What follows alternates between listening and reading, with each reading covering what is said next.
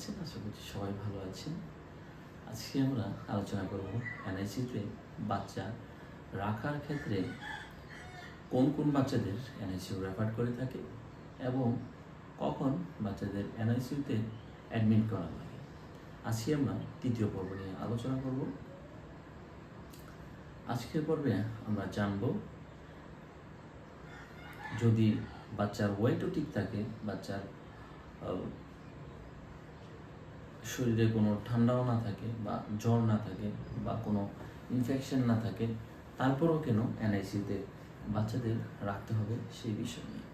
অনেক সময় আপনার বাচ্চা হেলদি হলো, তারপরে বাচ্চা সব কিছুই ঠিক আছে, বাচ্চার কোনো ঠান্ডা নেই, বাচ্চার কোনো শ্বাসকষ্ট নেই, বাচ্চা নর্মাল অ্যাজ ইউজুয়াল আছে, বাচ্চা মায়ের কোলে আছে, বেশ কিছুদিন হয়েছে, 4-5 দিন বা 5 দিন 6 দিন এরকম হয়েছে বা 3 দিন হয়েছে।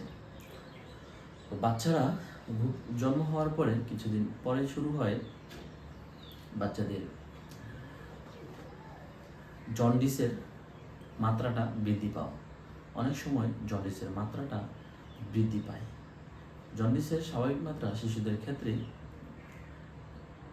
1 থেকে বা 2 থেকে, নিউবর্ন বেবিদের ক্ষেত্রে 2-3 থেকে <12 পর্যন্ত বা <14 পর্যন্ত।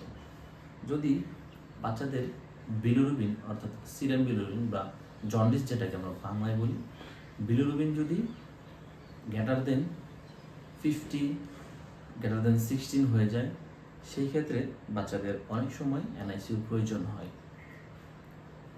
এনআইসিউর কেন প্রয়োজন হয়? ওই বাচ্চাদের যদি আপনি এনআইসিউতে অ্যাডমিট না করেন, তাহলে কিন্তু বাচ্চারা ফটোথেরাপি দেওয়া হবে না। যদি ফটোথেরাপি দেওয়া না হয়, যে জন্ডিসটা 15 বা 16 ছিল, সেটা কিন্তু আরও ইনক্রিজ হয়ে 18 বা 20+ হয়ে যাবে। তখন বাচ্চাদের বেঁচে থাকা খুবই প্রবলেমের দিকে পড়ে যায়।